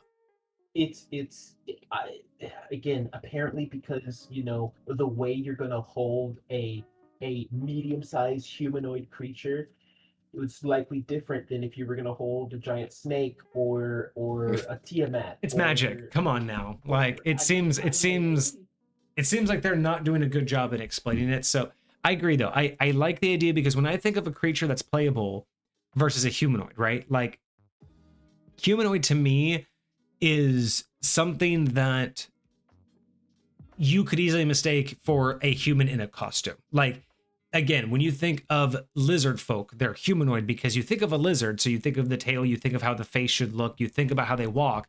And if one just stood up on its back legs, you're like, but you're still a lizard. You're a walking lizard. Even if you talk, you're still a talking, walking lizard. Humanoid would mean that the general features, the legs, arms, head, torso, are enough humanoid that you obviously see that they're different, but they're not so structurally different that they don't look like a creature or a monster. should never be considered a humanoid. A Yanti should never be considered a humanoid because they do not have the appropriate, not just arrangement of limbs, but like a proportion of limbs, right? Because you got to think like Yeah, and actually that's a good point because you don't want to just say anything that's bipedal with two arms and a head because there are I would say Goro is humanoid and he has four arms. Sure. So in that sense, I agree with you. It's all about articulation because if a creature like a satyr isn't necessarily humanoid because the legs are backwards, like you could pass as humanoid if you cover the legs because the upper body. Same thing with a centaur. If you didn't see the lower half, they are an upper half humanoid. But once you see the whole thing, it breaks the humanoid aspect. So I think that's where a lot of the lines start to get blurred because I totally see your point, but like I would instinctually, it feels like a satyr should be humanoid. right. Instinctually. And instinctually, to me, a centaur should be humanoid because the mass majority of what you deal with is humanoid from top to hoof, like from head to hoof, front hoof. Sure. For the most part, even the knees usually work proper. It's just the ass half that isn't quite right. Say there's a lot of practical uses that changes what you have the capability to do and to be. And to be fair, that's true with all races. Every race has specific, unique racial abilities and racial things that they can do that are different than other people. But if you're, see, even the forearms would allow you to do things, but like, I don't know. It feels. I don't know, I think there needs to be a better articulation, because in the way that I've always used humanoids is it's a way to indicate that they are not human, but are close enough to not be or okay, so how about this? Here's another kind of weird way you could look at it using real world terminology is humanoid fit within the modern standard of living. So if real world wise, so if you were to say what constitutes a humanoid, if they could live based on the modern standard, right? Like think about how doorways, chairs, beds, computers, kitchens, think just how we operate as humans. If they can't operate in that fashion, if they would have struggle operating, and I don't mean with modifications like if, you know, for dwarves and little people, like for modification purposes. I'm talking about the general way the world operates is designed for humans. The way everything we've designed like an elderly works. Person would just be really big, but theoretically they can still do all the same things. But if they didn't have like appendages, like actual fingers to like exactly, yeah, it's not about whether, because a half giant, just because you can't fit in my house doesn't count. But if I gave you an appropriate sized house, an appropriate sized knife, an appropriate sized chair, an appropriate sized exercise machine, an appropriate sized desk, an appropriate sized computer, you'd be using it just fine. You would. That would be the biggest difference that I would find for centaurs is like specifically chairs, and like. And again, there might be some exceptions to the rule, because you could say that they don't need to sit, so therefore it's not good. If you're trying to transport one of them in a carriage, like how are they gonna fit inside that carriage, or are they just gonna walk beside it, right? They would just walk beside, yeah, and they would just walk beside. So yeah, so there would be a couple gray areas for sure, but I feel like that would be a better use of humanoid. That's a terrible description and how to write that out, but that in my mind is what makes the most sense about what a humanoid actually is what you would expect to live the way we do. My initial thought when bringing this up was that humanoid should be additive to another creature type. So for instance, a tabaxi is like a cat humanoid, right? So they would be a beast creature type, but they would also have the humanoid categorization. Right. But then I was thinking that, okay, if we're talking about what specifically is humanoid, I feel like there should be two different words, and I don't know what the other word would be, but there's humanoid specifically talking about the additive nature, your arrangement of limbs and can you function in our world. But then you have humanoid, which is basically anything that doesn't qualify to fit in one of the other categories, right? So dragonborn, you would probably be a dragon and a humanoid. A tiefling, you'd probably be a demon and a humanoid. An elf, you'd probably be a fae and a humanoid.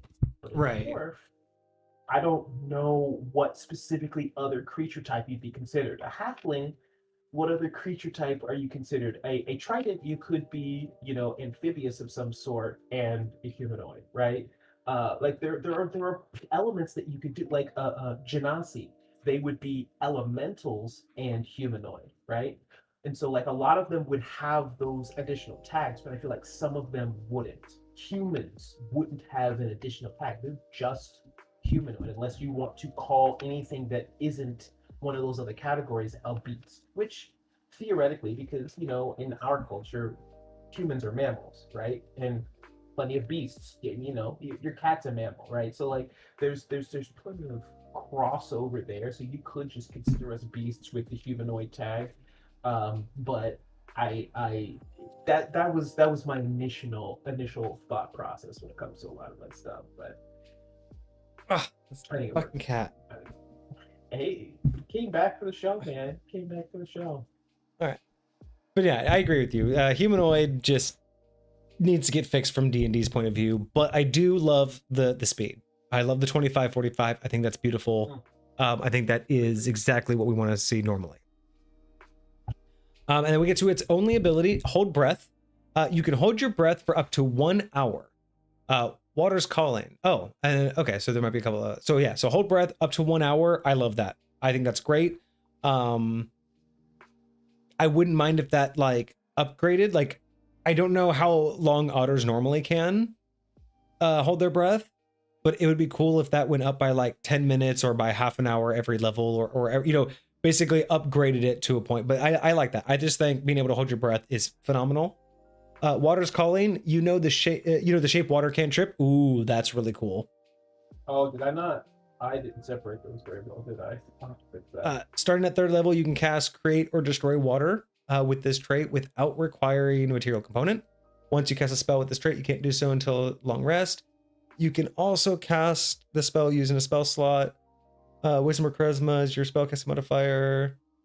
Nice. Okay. So hold breath and being able to shape water cantrip and cast create or destroy water. No notes. I was actually worried that there was only going to be one ability and I was going to want more. No, actually, I'm very happy with those. Absolutely. I kind of wish there was something that, like, I don't know, some sort of like boon you got from like either like being wet, or like maybe like if you're Disadvantage of being grappled. Yes, exactly. Something to that effect, you know.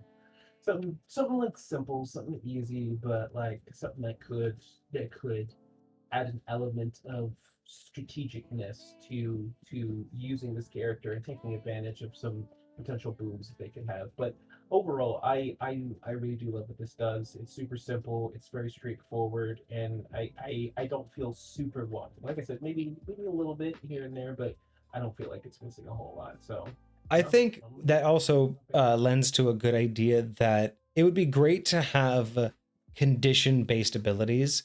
Like when fully wet, you impose disadvantage on grapple checks. So like not necessarily in water, but when you are like fully wet. So like for a number of rounds when you leave water kind of thing. Because those would be great abilities to have them tied to certain conditions like that. I think would make a lot of sense. I even like something as simple as like, ooh, like what Hecate just said. You remain wet for 1d4 rounds or something like that. I like that, like fully wet, like you become like, yeah. And then Hecate also says that while in water, you don't trigger opportunity attacks when moving. Love that. Like while you're in water, you can take the disengage action for free. I love that. Yes. No, that's top tier. That's top tier. Nice.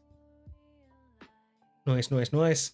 All right, cool. I love all of this. I would probably do one or two other things, but I'm trying to think of like other than what you were saying, but like those can always just be derivatives, right? You could just say that there's, you know, multiple versions of it, but like overall, I think this is great. It ticks all the boxes. Honestly, I don't even have an Otterkin kind of like race, so 10 out of 10, I'd take this. I would totally have it as is. That's what's up. Like I don't see anything wrong with it.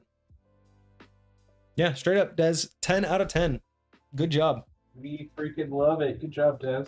Top tier with the Otterkin, man. All right, well, let's check out the next one. We got 2 reviews today. So, even though we're already almost at the 2-hour mark, but who cares? Let's get through this. Let's get through this other one. All right, so we also have today the Anarchist, a new background from Desmar. As always, we'll start with the description. In the shadowy corners of a tavern and amidst the flickering glow of hidden campfires, whispers of dissent echo. The Anarchist is not a mere troublemaker. They are a torchbearer of revolution, an embodiment of defiance against the iron grip of rulers and the weight of tradition. Where kings and queens claim dominion over vast lands, there exist those who scoff at the chains of authority and revel in the pursuit of individual freedom. These rebels defy the established order, viewing it as an oppressive force that stifles the spirit of the common folk. Interesting. Not what I was expecting. More rebellion than anarchy, so not what I was expecting, but I'm here for it. I'm totally here for it. Okay. I feel like this very much leans neutral chaotic, Yeah. right? Like I feel like this would be really hard to, not impossible, but hard to play a lawful character as. Um, Well, you'd have to do chaotic, so yeah, because I mean, the very nature of wanting to disrupt the thing makes you chaotic. So you'd probably be like, yeah, chaotic neutral, chaotic evil. but like theoretically, couldn't you establish your own laws, like your own personal laws? I mean, you could, but that really wouldn't. Of the established laws and still follow this path? I mean, it depends on how close you want to be to the namesake, because anarchy would mean no one has a set of rules. Sure. So it just depends on, you could, but it just depends on like, yeah, how straight. That's why it's like, so far I'm getting more rebellion leader than anarchist, but I'm still cool with that. Like, I still like both. I mean, even if it was just retitled to rebellion leader, worst case scenario. All right, so skill proficiencies, persuasion and performance. Interesting one on performance. Persuasion I get. Performance, not what I was expecting. So I'll say I could see performance, like especially if you're trying to like say start a revolution or to like bring people over to like a certain mindset or ideal, you're trying to disrupt the established order, having some sort of performance quality to kind of allure people to your mindset would be somewhat of a valuable skill to have. Yeah. I could totally see other ones. I mean, intimidation's not a bad one, but I like that in terms of performance, because you are trying to incite people, so you need to be able to perform, persuade. I think go well hand in hand together. I feel like with 5th edition, while you made a good argument, I don't know if it's a usable enough ability, so I might want to change it out just for something that would be used more often. Sure. Yeah. Unless you're like specifically going bard, like it's not necessarily something that happens super often. Agreed. Let's see. Languages, 1 additional common language. Okay, not too bad. Equipment, crowbar, 3 flasks of oil, sledgehammer, a torch, a set of generic and unidentifiable clothes, common clothes, and a pouch containing 15 gold pieces. Not bad. Flask of oil, I like that. Sledgehammer. It's unique for sure. I like it. I feel like they all fit the theme fairly well. You know, you can use flasks of oil for all types of mischievous behavior. Especially combined with a torch. You're setting buildings on fire. You know, this is sledgehammers knocking down doors, breaking down barriers. You know, causing trouble. Like I can see all of this stuff. Yeah. Okay. Let's see. We get we get a couple features. All right. So first feature, we get cooking with fire. Now, your experience with anti-establishment and pro-freedoms grants you an understanding of crowds and mob mentality. It doesn't take too much for you to manipulate any sufficiently large group of people to rile them up to do your bidding, as long as it aligns with the wants and needs of the majority. You can convince a group of people to take course of action they'd normally be too wary of or timid of. This could grant you distraction or armed allies or a full roll against your foes. So I like this. I would like the verbiage to specifically say that this requires a performance check. Then it would tie into why you have performance as a skill proficiency. So I will say this is, and maybe this is a whole topic for a day. Maybe this is a PHB or a whatever the DM version of that is, DMG, but like when it comes to background features, because as of right now, the biggest reason why I feel like this doesn't have that is because every background feature, at least in 2014 5th edition, is there's really no mechanics tied to it. There's no rolls, there's no recovers on like a short rest. It's just a very generic social explanation of an ability. Right. Basically just gets worked out at the discretion of your DM. And I really think there should be a little bit more to this to help make players feel like it's more usable. right? Because right now it's just kind of at the whim of your DM, and if they I mean, appreciate. there used to be a mechanic for this too, so that's unfortunate. Yeah, older editions had a mechanic to do something just like this.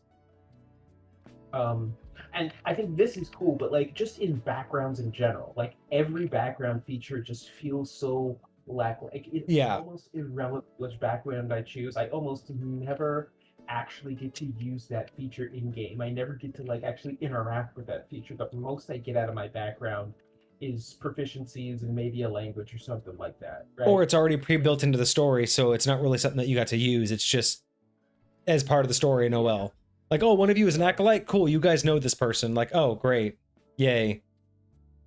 Yeah, so like that just in general, I think features in backgrounds should feel and be written in a way that they are more impactful.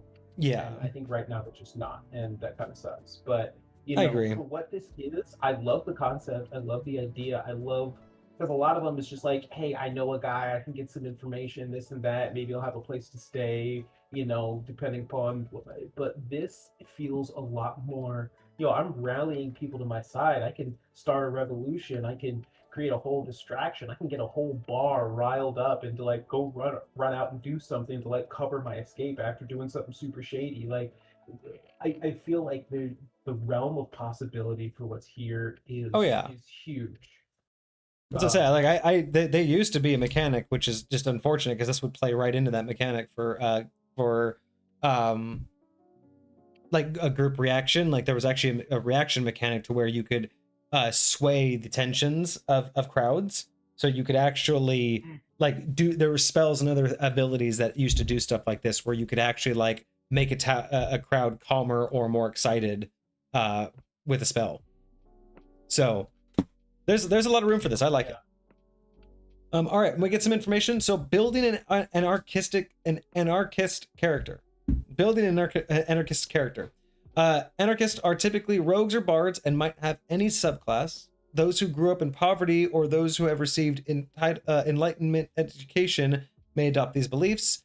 In most cases, people find themselves treating this path by choice, or treading this path by choice. However, some may find themselves indoctrinated into this way of thinking through secret organizations or fringe cult upbringings. I really like this add-on. I think more things in 5th edition should have like a small explainer like this on how to inspire the players on how to use it and adopt it. So this is great. Doesn't tell me what to do, just tells me a little bit of the guidance. And I like this too. We have some suggested characteristics.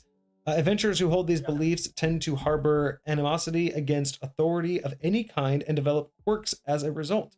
The anarchist personality trait table suggests various traits you might adopt for your character. You could roll these or choose. So there's 6 of them. Refuse to conform to any dress code, donning beggar's rags for most situations. Speaking with guards and nobles, you find it impossible not to mock them. I kind of like that. Power structures are inherently oppressive and you'll always take action to undermine them. Fire is a good tool and you find it a little too enchanting. A little pyro aspect. In a debate, I am cocktail in your purse. Right. In a debate, I am insufferable and will do anything to win. Or I have a nervous tick when I find myself in a situation where I'm not in power. Interesting. Not really what I would expect for an anarchist. Some of these are pretty good, but like the first 3, I like the first 3. The last 3, I think could use some work. Ooh, anarchist trinkets. You make your character, you may roll once on the anarchist trinkets table and set it on the trinkets table in the player's handbook. So you get, again, 1 of 6 of these. A mask that conceals your identity but creates a recognizable persona. Okay. Kind of like V for Vendetta. Yeah. A flyer that contains an overview of your views, so a manifesto. Cool. A small medallion adorned with intricate symbols secretly worn by members of an underground network. A small leather-bound book containing subversive ideas, forbidden lore, and coded messages. Okay, so that would be the manifesto. A compact set of pigments, brushes, and stencils used for creating rebellious graffiti on city walls. That's brilliant. I love that. Wild, for sure. A vial of right. A vial of mundane ink that, when applied, renders writing invisible to the naked eye. Interesting. So you can paint over things and make them go invisible. I was thinking more like invisible ink, so like people had to have like certain things in order to see it, so you could send messages to like your I don't know, your buddies to, hey, we're gonna meet. Okay, so it's invisible ink, not like whiteout. Okay, I got you. That's kind of what I was thinking, but No, that makes more sense. I really wish that like the flyer is cool. I wish that the leather-bound book would have verbiage that says forbidden lore coded messages, and information linking to your real identity.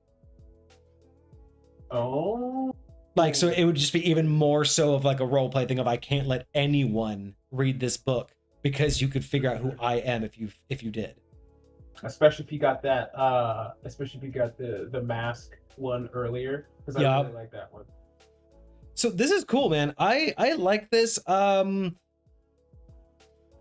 I would probably change out the equipment a little bit. I would just flavor the equipment just a little bit. I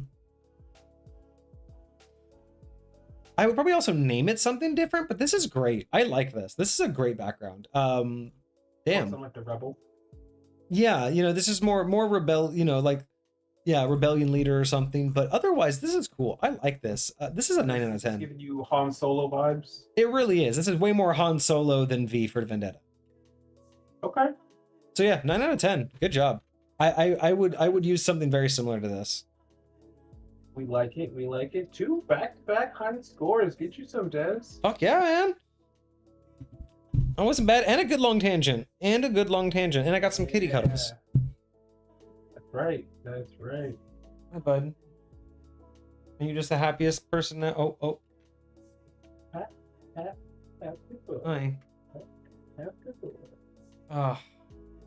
All right, not bad. Like I said, I really like that we were able to do multiples now. I really do like that we're able to fit 2 of these in every now and again. I think it's going to be a good path, but we will need more submissions now for sure. Question becomes, next week should be Hecate. Yeah. Hecate has 3 subclasses for their samurai class. Right.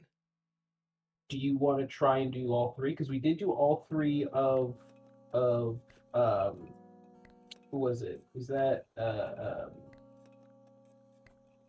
who submitted the cards? It was the cards. It was the cards. It just depends on how long they are. Those ones were only like 1 pager, so they were kind of quick and they were all combined, but it really just depends on if they are standalone subclasses or not. Because you know, if we try to do 3, we're going to try to rush through them. Whereas if they're full-length subclasses, we should probably take our time. So the first one I'm looking at is not even a full page. Yeah, then yeah, we'll shoot for doing at least 2 of them, and if we can get through all 3, then great. But we'll see. Cool. Okay. So we'll keep doing what we're doing and assume 1, but if we can do multiples, we'll try to keep it to the same submitter. Gotcha. Okay. Sounds legit. But yeah, no, I'm super hyped for it. And we haven't decided, now that it's March, we have not decided when the community stream will be, right? Or did we get that on the calendar yet? Not yet. Let me make sure that I'm specific though. I can't do it the 8th or the 14th. Those are the 2 days I'm unable to do it. I'm way free the 21st, actually. 21st? 21st? I'm down for the 21st. All right. Let's lock that in. Community stream the 21st, Saturday. Ooh, I have to put that in my calendar. I just realized I'm going to be out of town. So this will be for you. I'm pretty sure it's the 13th through the 15th.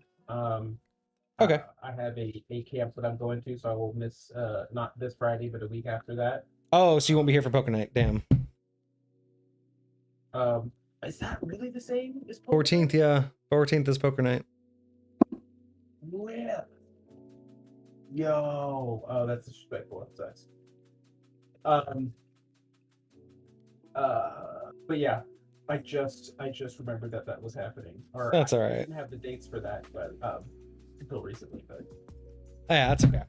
All right, man, cool. Well, that's good. Looks like everyone's dropping from stream anyway, so I think everyone got what they wanted here today. we got it. We make it happen. I really did like that that little tangent though. No, that was good. That was good. So I'm telling you, whenever I hear something that I can attach to, like I try and run with it while I still have that train of thought. Oh, I know. Well, and the same thing, man. Like that's the shit that I just remember. Like I miss talking about High Point like that. I love talking High Point. So when you got questions, especially about stuff that we haven't talked about yet, it's like I'm down for it. I want to talk about it. you're like, let's get it. Let's make it happen. I honestly like, you know, for as long as we've been doing this, I know we haven't really like talked about our realms very much, but like I've tried to do an AMA about it and just am surprised I don't get more questions. You know what I mean? Like I thought that would be a more popular, So I'll say, you know, like thing. Raw questions are harder than inspired questions. And what I mean by that is like, if we're in the middle of talking about something, and like today when we were talking about Otterkin, you just made kind of an offhanded comment about a god wanting to create something.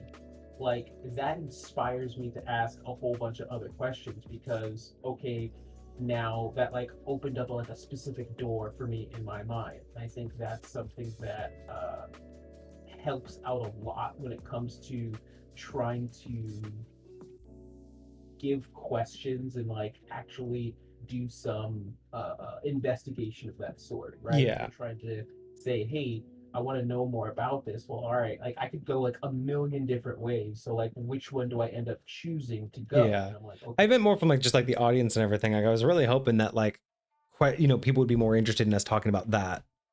You know what I mean? Like it makes sense why people want like reviews with their stuff, but yeah, I really was hoping that there would be more over time, more people wanting to know about like how we DM and stuff. Well, that's kind of what I mean because it's like I don't necessarily think they don't.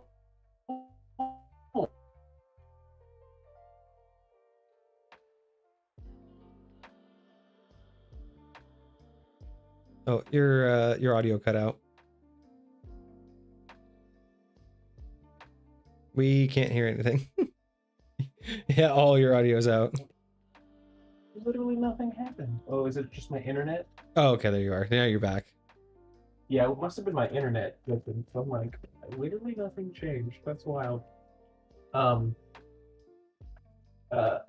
yeah, like having because I remember some of the comments that we got today were pretty decent. Like we've had some pretty good questions from the community in the past. But you know, so I don't know. Like maybe if you and I start something and give all of the audience something to like a platform to jump off of, kind of like you gave me today. Maybe that would help for an AMA of that nature. But, yeah. Oh yeah, and that's the thing is it's like I just I don't know. All the things that you think are gonna happen that don't. Yeah. And then all the things that you never thought would happen that you do. Like I never thought I'd be making a long form video of Schedule 1 of all games. Wow, dude, that was actually pretty cool. Okay. Did you ever discover what the ratio of cops to guns was? Because it felt like the one time I saw you, like everyone had a gun, and then after that, it was like nobody for the longest time. So there's 10 cops, each have a gun, and they respawn every time you leave the game and come back. So if you keep playing, they won't ever get a new gun. You have to leave the game and reload your save, and then they'll respawn. So that's literally what I had to do. Is I would have to go collect all the guns, save, sleep overnight, save, leave the game, come back in, and then do it all again. So I had to reset that game dozens of times. Is that where the majority of your speed run came in? Was just resetting the games? Yeah, pretty much, because you had to wait for the day to end, and then you would just reset or leave the game, come back in, and then just do it all over. So hours of doing just the same loop around the map, killing all the same cops. That's funny. But I did it. I fucking did it. That's what's up. That's what's up. Top tier, man. We love it. All right. Well, I didn't get the community stream started this stream, but I will get the next month's community stream, the April. Oh, the new one. Yeah, I'll get that one started up on Friday. But at least we got a date for this one. Yeah. So we'll talk more about what's going on. I'll work on that stuff, and then you won't be here for poker, which is fine, but you will be here for the other ones. So maybe that's Friday. I'll figure out something to do. Maybe I'll do games on that Friday that you're gone. Okay. Cool. All right, man. Well, and he decided it's done. All right. Well, he's like, stream's over for everybody. Yeah, right. He's like, oh, well, if you're done, Dad, I'm leaving. All right. Well, thank you all for showing up. Des, if you are looking at this in the future, thank you so much for the reviews. Fantastic, by the way, 10 and 9. So thank you very much for those submissions. We really enjoyed going over them. And yeah, it's definitely given me some things to think about and look forward to in High Point. But other than that, I hope you all enjoyed the Tangent of Gods in High Point as well, because I love that topic. It's one of my favorites. But if you have any questions, feel free to join the Discord and ask away, because we do have a channel just dedicated to questions for me about that kind of stuff. So otherwise, hope you all had a fantastic weekend. I hope you have a great week ahead of you. We'll be back on Friday with more D&D content. Have a good night. Cheers. This is my friends.